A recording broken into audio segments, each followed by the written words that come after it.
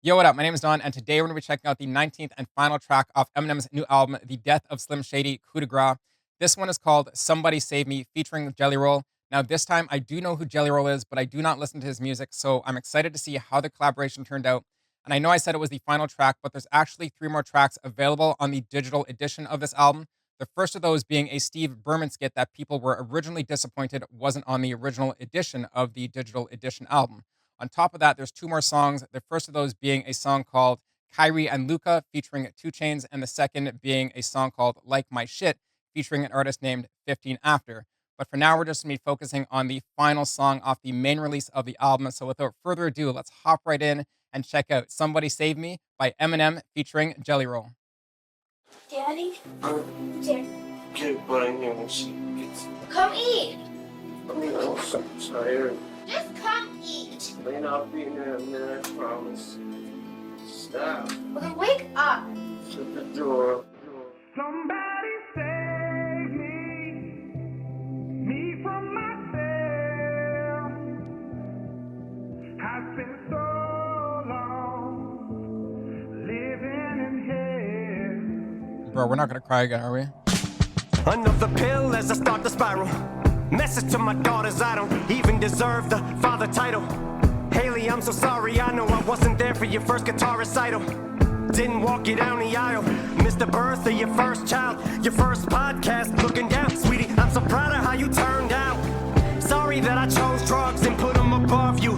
Sorry that I didn't love you enough to give them up how to fuck to. And I love you more than a pill looking up to the ceiling from this floor under will. Somebody save me from myself. I spent so long living in hell. They say my lifestyle is bad for my health. It's the only thing that seems to help. Elena, sorry that you had to hear me fall in the bathroom. Sorry that I missed you graduate. Nate, I should just congratulate you on being a dad too. Carter and Liam, look at you. Little bro, sorry I left you.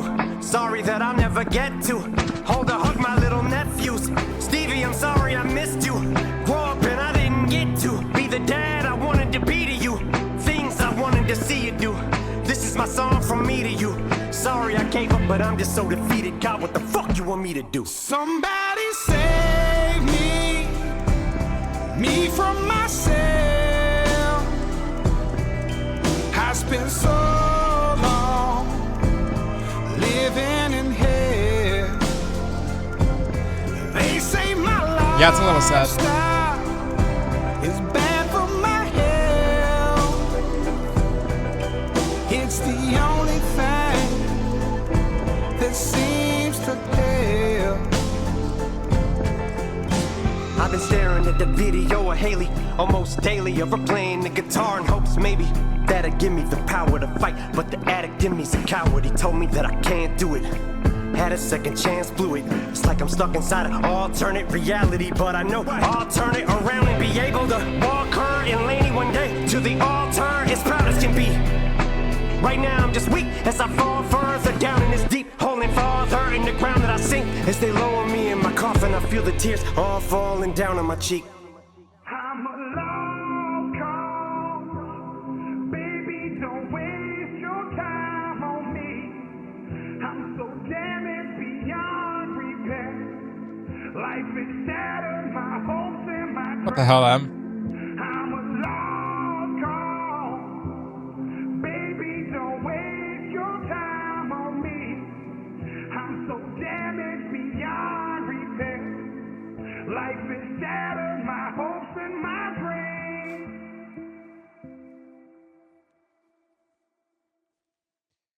Bro, okay, listen, I didn't, why is that? I was like, I'm going to get through this album and we're not going to cry again because we already did the sad song, right? Look, um, that's another really beautiful song to his family, to his kids. And Jelly Roll has a wonderful voice. He has a very beautiful voice. Um, I don't know much about Jelly Roll. Um, I'm just gonna type his name in here. I think he's what country does is that what he does? Um, well, nope. It says Jason Bradley DeFord, known professionally as Jelly Roll, is an American singer, rapper, and songwriter from Antioch, Tennessee. I don't really know what his style is. I think I might have heard him. I honestly think he's on a Tech Nine song that I like. I'm pretty darn sure. I can't recall the name of that song right now, but I think that's the first time I ran into him, and I never really explored him other than that. So he's got a wonderful singing voice, beautiful singing voice. That chorus is obviously, very emotional, very soulful. The whole song is very emotional, of course. Again, I don't know why I'm crying. I don't have kids. I think it's just the idea of anything to do with any heartfelt situation in any family dynamic. A lot of us can relate in many different ways, and it's I don't know, man.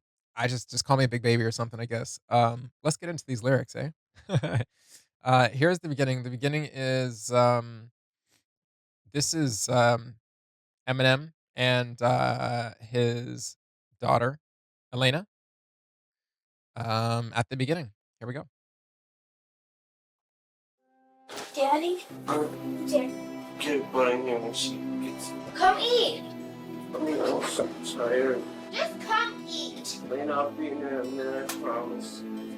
Stop. Well, then wake up. Shut the door. So, this is a conversation between, like I said, Eminem and Elena. It starts out with Elena saying "Daddy," and Eminem responds, "Huh?" She goes, "Food's here." And he says, "I'm not sure, but the lyrics might be misheard because the next line here says, 'Kept buying and see who gets it.' I'm not too sure that's what it says. I actually maybe want to listen to it again. She says, 'Come eat.' He goes, 'Elena, I'm so tired.' She goes, 'Just come eat.' He goes, 'Elena, I'll be there in a minute, I promise.' A second later, I guess she's doing something to bother him. He goes, 'Stop.' And she goes, 'But wake up.' He goes, 'Shut the door.' So let's just see if we can hear maybe what that's saying a little more clear. See if we can catch that. Butt in here when she gets. Come eat. Oh, there it is. Daddy. Get butt in here when she gets.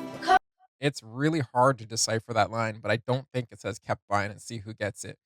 So after shut the door, the added context here, it says Eminem opens Somebody Save Me by providing a specific instance of when he was distant from his family. Although the song focuses on what he could have been, it establishes how, despite his intense battle with drug addiction, Eminem's family continued to be his top priority and his source of motivation. Here, M expresses a complete lack of desire to be around his own children, who would have been in their early teens, obviously still pretty young at the time. This somber and sobering interlude acknowledges the challenges he once overcame and serves to demonstrate the reality of what actually happened. This leads us into the chorus by Jelly Roll. Very, very short chorus, like very short, like a half chorus by Jelly Be Roll. in there in a minute, I promise. Stop. Well, then wake up. Shut the door. Somebody save me, Beautiful voice on this me dude. from myself. I've been so long living in hell. And then it goes into verse 1 by Eminem. Now, on this chorus, the added context, Jelly Roll sings this. The chorus of the song, sampled from Jelly Roll's 2020 song Save Me from Self Medicated, is most likely a reference to Eminem's life and his struggles with addiction that he faced throughout his life. I've spent so long living in hell, having to turn to drugs to help the situation. Jelly Roll has told the People magazine in an interview on December 13th, 2023, that he also faced similar adversity to M with his own drug usage, saying that he often used cocaine while drinking. He has also had a substance abuse with issues with pills, referenced in his 2020 song "Pill Taking" from A Beautiful Disaster. He has been outspoken about the disasters of fentanyl usage and distribution in the U.S. in front of Congress, where he spoke about his own history with drug use and distribution. More can be seen in his biographic documentary "Jelly Roll Save Me" 2023, telling his life struggle with drugs. This takes us into verse 1 by Eminem. Let's get it. Another pill as I start to spiral. Message to my daughters, I don't even deserve the father title. Haley, I'm so sorry, I know I wasn't there for your first guitar recital. Didn't walk you down the aisle. Missed the birth of your first child. Your first podcast, looking down. Sweetie, I'm so proud of how you turned out. Sorry that I chose drugs and put them above you. sorry that I didn't love you enough to give them up how to fuck to. And I love you more than a pill looking up to the ceiling from this floor under will. Somebody say. And then it goes into the chorus again, right? And I don't know why I'm getting a little teary eyed here. Um, I mean, I know why, but um, verse one starts out. Another pill as I start to spiral. A message to my daughters. Eminem has opened up about his drug addiction on several notes. He was a heavy user of Vicodin, Valium, and Ambien. In 2007, Eminem suffered a methadone overdose, but got sober the following year. Um, he continues to say, "I don't even deserve the father title." This is basically Eminem saying he feels guilty about the drug situation. When people are made to feel unworthy or inferior, they become easier to control and influence. Drug addicts are usually in a state of dependency and control through pharmaceuticals. There are documented instances where the pharmaceutical industry has promoted the widespread use um, of medication despite potential long-term dependency issues. The opioid crisis in the United States is a stark example. Companies like Purdue Pharma aggressively marketed OxyContin, leading to widespread addiction and dependence. It continues, Haley, I'm so sorry. I know I wasn't there for your first guitar recital. I think this part kind of, this line is the line that kind of got me really emotional, and I'll give you a bit of insight into that. But the added context here is it's not clear whether this is something that actually happened or if it's part of the hypothetical side of the song. Regardless, he's apologizing to Haley for missing out on a very important day. For a child about to perform on stage for the first time, having the parents in the crowd does wonders for the anxiety. Looking out and not seeing the person they're looking for is such a heartbreaking experience for a child that, quote unquote, the mother father didn't show up to the big recital, play, game, etc., has become a cliche in modern media.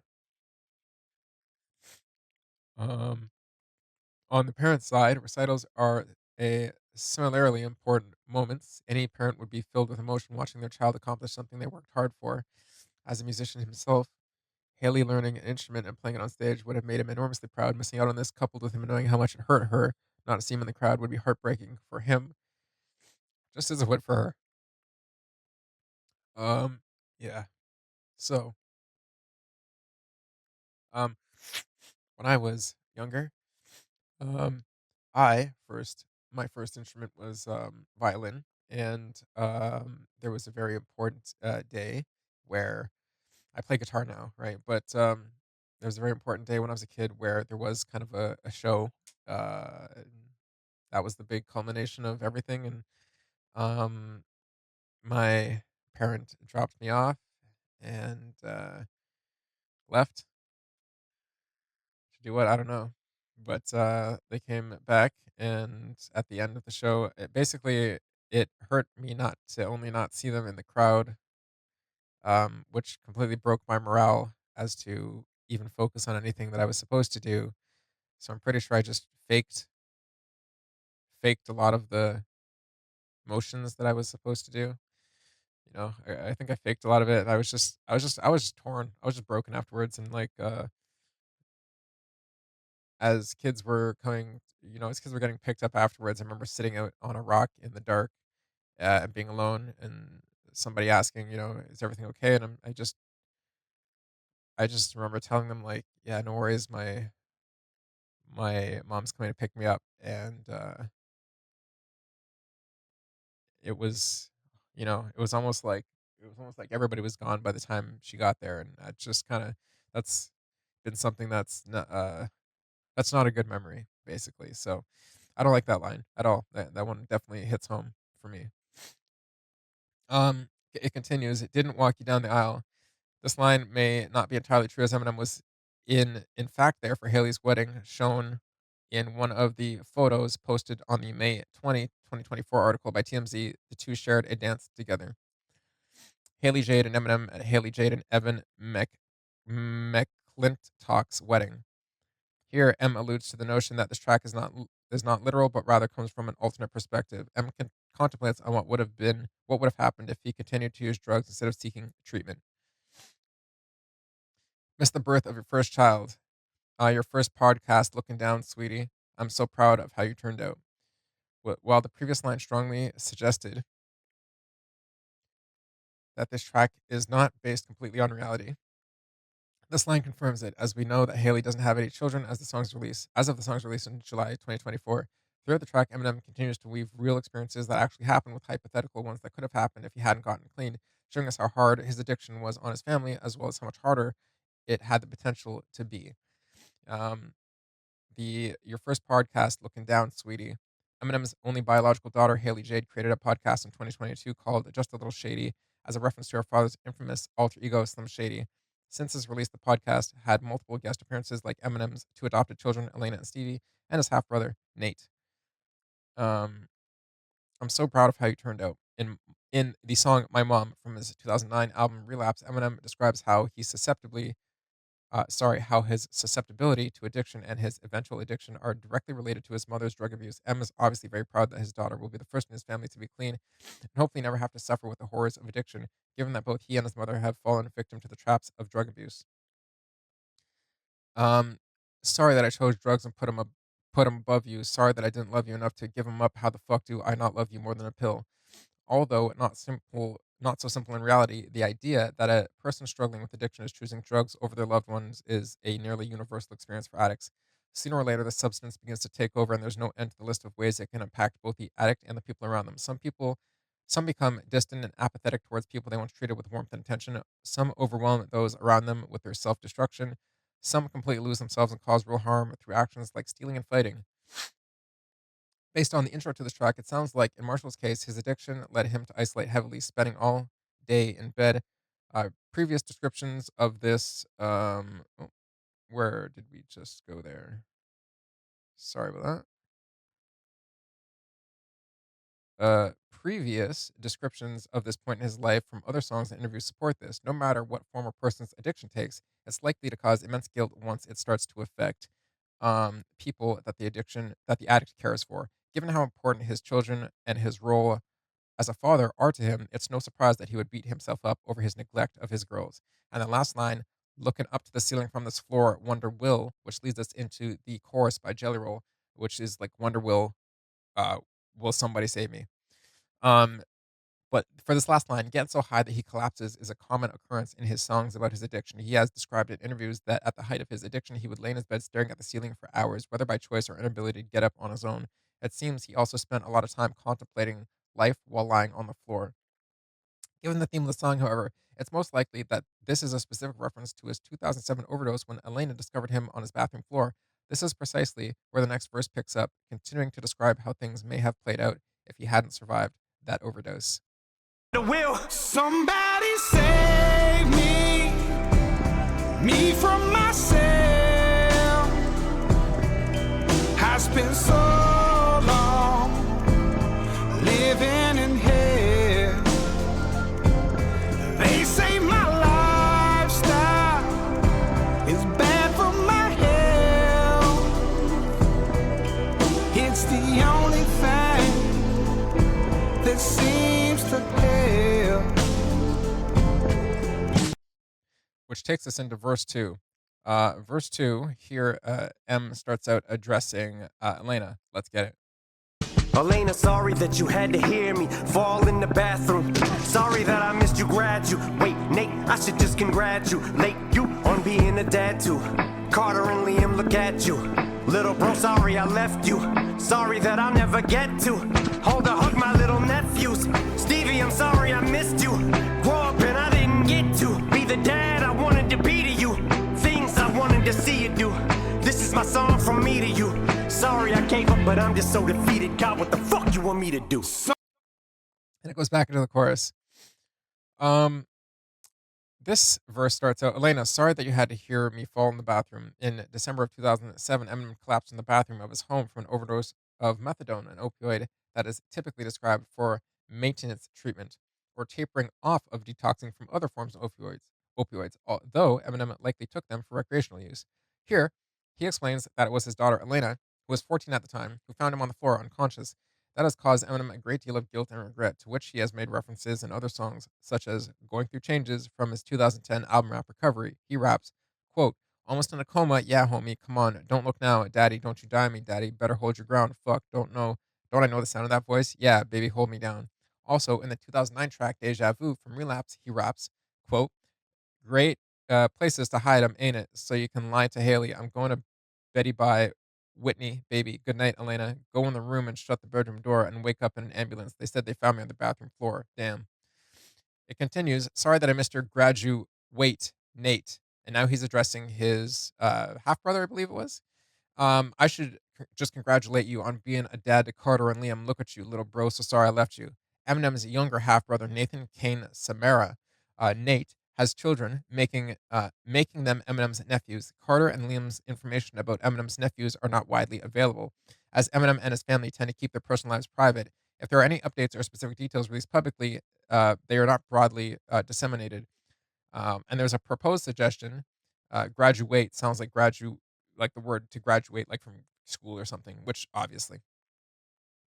It continues, sorry that I'll never get to hold or hug my little nephews. Above all else, Eminem is a father and a family man. His children are his purpose. This includes Nate Mathers by extension. Because although they are half brothers, Nate is 13 years younger, leading Eminem to assume a fatherly role for Nate at times during their lives. Although he was not fully adopted like Elena and Stevie, after having him taken away when he was 8 years old, Eminem fought for custody of Nate, according to Rolling Stone in November 25, 2004, for nearly a decade before finally having it granted when he was 16. Nate considers Eminem as a role model, as he mentioned it on Haley's podcast, Just a Little Shady. He is also a family man, just like Eminem. In reference to Elena, he has said, my niece has been a part of my life ever since she was born. In the Rolling Stone interview, me and Kim pretty much had her. She lived with us wherever we was at. Eminem loves his brother as much as his children and would naturally have a good relationship with his nephews. The fact that they're the only people who he laments losing time with on this song, other than his daughters and brothers, show how important they are to him. It continues on. Stevie, I'm sorry I missed you grow up. Um, Stevie Lane Mathers, born on April 16th, 2002, was born and raised in Detroit, Michigan. Their parents were Kim Scott Mathers and Eric Harder, who Kim dated between her two marriages to Eminem. When Kim and Eminem got back together, he legally adopted Stevie in 2005. This line encapsulates the pain and remorse associated with addiction. It underscores the emotional burden Eminem feels, knowing that his behavior and the consequence of his substance abuse are witnessed by someone he loves. The moment of candor in the song serves to humanize the struggles of addiction, illustrating the personal and familial toll it takes, and emphasizes the artist's ongoing battle with his demons. So that line was sorry, Stevie, sorry, I missed you grow up. And it continues, and I didn't get to be the dad I wanted to be to you, things I wanted to see you do. This is my song from me to you. Um, Eminem's addiction had already begun when Stevie was born, and they were, um, and Stevie was six. Stevie was six by the time he got sober. So benzodiazepines, benzodiazepines, powerful prescription medications such as Xanax and Valium, used for illnesses including anxiety and seizures, and sleeping medications such as Ambien and Lunesta are all notoriously amnesic, especially when abused.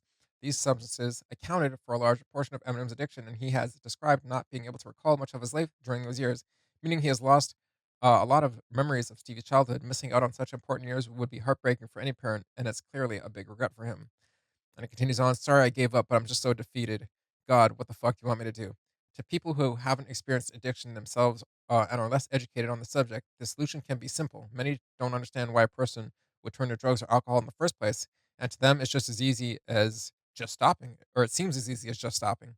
A person in active addiction is not blind to their situation. Typically, they know they're hurting themselves and others. They know they should seek help, and they know that death is waiting for them if they continue.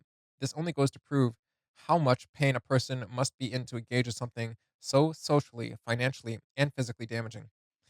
Eminem felt like he'd lost control, and after losing proof, thought his life was over. He surrendered himself to demons and doing anything he could to find even the slightest bit of relief. He's asking God what he's supposed to do because even though it seems obvious from the obvious, being years deep into the severe depression and drug addiction is one of the most hopeless feelings imaginable. This leads us into the chorus by Jelly Roll again. Let's get it. Somebody save me from myself. I spent so long living in hell. They say my lifestyle is bad for my health. It's the only thing that seems to help. Now, this takes us into the third verse here. Eminem, I just want to say quickly, once again, Jelly Roll's voice is absolutely beautiful on these choruses. Absolutely love it. So, verse 3, let's get it. I've been staring at the video of Haley almost daily, of her playing the guitar in hopes maybe that'd give me the power to fight. But the addict in me's a coward. He told me that I can't do it. Had a second chance, blew it. It's like I'm stuck inside an alternate reality, but I know I'll turn it around and be able to walk her and Laney one day to the altar as proud as can be. Right now I'm just weak as I fall further down in this deep hole and farther in the ground that I sink. As they lower me in my coffin, I feel the tears all falling down on my cheek. And that's the third verse. It starts out, I've been staring. There's a line in here that makes me a little bit emotional. I've been staring at that video of Haley almost daily of her playing a guitar in hopes that maybe it'll give me the power to fight, but the addict in me is a coward. He told me that I can't do it. Eminem regrettably missed his daughter Haley's first guitar recital, and he feels guilty about it to this day. All he has of it is a video, which may have been taken by Kim. His drug addiction has caused him to miss out on something very significant for him as a father to his daughter, which is why he keeps viewing the video over and over. You can tell I don't like this one. I don't like this one. Um, One of the primary motivations that drives an addict to seek treatment is the support of loved ones. He had previously hoped that his guilt over the actions he had took due to his addiction that negatively affected his family and his love for his children would be enough to drive him to kick his addiction. Ultimately, his goal is that he would be able to be present for his loved ones. Unfortunately, this isn't always the case. Scientific approaches have proven that addiction causes individuals and mice to prioritize drug use over the most basic requirements defined by the Maslow's hierarchy of needs. For addicts to overcome their disease, external motivators such as family are insufficient. Internal work, such as interpersonal therapy, is vital to help increase their internal motivation by building self esteem and gaining insight to their addictions. Even though he attempts to consider how his addiction negatively impacts his family, especially Haley. In these lines, Eminem feels that his addiction is too severe for him to deal with on his own. Unless Eminem is really committed to the idea of change, it could persist to be very difficult to treat him despite his motivation, support network, and resources, including rehab programming. He wants to change for his family so badly, but he thinks he is too weak for it. He doesn't think he has what it takes to win the battle against his opioid addiction. It continues, had a second chance, blew it, referring to his relapse after going to rehab the first time. It's like I'm stuck inside an alternate reality, but I know what. The concept of somebody save me is one that considers if Eminem never got clean, all of the major differences affect his family, something that M clearly holds very dear. This is where the concept of the album comes to a head. We see fully the destructive nature of his music career, and he is symbolically mentioning how he wants to focus on maintaining his familial relations instead of focusing on music. Um, it'll turn around and uh, it'll turn around and be able to walk her and Lainey one day to the altar as proud as can be. Walking to the altar is a phrase commonly associated with wedding ceremonies because in the Christian religion it is a common tradition for brides during their wedding to walk to the altar where their marriage ceremony takes place, of course, often accompanied by their father. Here, Eminem is saying that he wants to see his daughters Haley Jade Scott, and Lainey, Elena Marie Scott, get married. He could also become a better father figure and have a stronger connection with his daughters, as well as experience such an important event. Right now, I'm just weak. He wants to change, and he believes that one day he'll be better, but he needs time. As with any disease, they're calling it, he's in rough shape, beaten down, depressed, and drug dependent after years of fighting. In this moment, he needs support and patience while he tries to pick himself back up. As I fall further down in this deep hole, um, and further in the ground that I sink. As they lower me in my coffin, I feel the tears all falling down my cheek. Eminem is not only descending into weakness and failure, but also literally descending into a deep hole as a dead body is typically buried underground in a coffin. This could also be Eminem referring to the fact that he is a father in the ground, dead, as he recorded this song from that perspective. And finally, Narratively, Slim Shady has died, hinted at by the album title. However, this is an alternate universe where, in fact, Eminem has died due to succumbing to addiction. This is a metaphor for his rap career, which the album repeats multiple times, where M's career is ruined through his own addiction of Slim Shady. And then we get into the outro by Jelly Roll, which takes us into the end. Let's get it. I'm a long call. Baby, don't waste your time on me. I'm so damaged beyond repair. Life is shattered, my hopes and my dreams. I'm a long call. Baby, don't waste your time on me. I'm so damaged beyond repair. Life is shattered, my hopes and my dreams. Absolutely beautiful. So, with that outro, that was I'm a lost cause. Baby, don't waste your time on me. I'm so damaged beyond repair. Life has shattered my hopes and my dreams. I'm a lost cause. It just repeats the second time. Baby, don't waste your time on me. I'm so damaged beyond repair. Life has shattered my hopes and my dreams. The outro of the song is also sampled from Jelly Roll's song Save Me. It's important to note that Eminem was an addict back then and became clean and sober. Jelly Roll was also an addict and became clean and sober, which both M uh, and Jelly, it in which both M and Jelly saved themselves. So that is a beautiful song. Um, it really just wraps up the album so well as far as the main songs on the album. Of course, there's some extras on the digital edition, but as far as songs 1 to 19, I gotta say that was an absolute joy. That was an absolute experience to we had everything in there. We had everything in there. I feel like he just like part of me feels a little bit emotional, like I want to cry right now, just because even though it's rap and we can all, people can bump to rap, like it's got to be hard, it's got to be this and that. Like Eminem did everything from, we got all sorts of, conceptual ideas. Like he talked about real life stuff. He talked about the way that he feels about a lot of topics that are floating around, social media, or just a lot of topics that are important in humanity, I guess, in society nowadays. And um, the second half of the album, he let it all out there. Like I don't know what he didn't give us, right? He gave us all the technicality on all the master level wordsmithing that we all wanted. He gave us Slim Shady. He gave us Eminem. He gave us emotional songs to his daughters. He let us see that, which again is very hard to do. I think it's very hard to put yourself out there as an artist. I myself am very hard on myself when it comes to making anything. Um, and I want to call myself a musician. And even though this is rap, and I don't say that to disparage rap. I say that because I am not a rapper myself. I play guitar and I want to write songs. And when it comes to guitar writing songs, it's like writing chords and it's blah blah blah. But I want to write songs that basically um, make me feel the same way that um, Eminem was able to make me feel throughout this album. So whether it's sad feelings or whether it's funny feelings or whether it's stuff that makes me laugh or whether it's stuff that makes me feel badass, that's really the power of music. And so I just want to say that I enjoyed this album front to back. I don't know, I'm crying. I just think it was great. It was great. Um, Let me know what you guys think of this entire album. What was your favorite song on the album?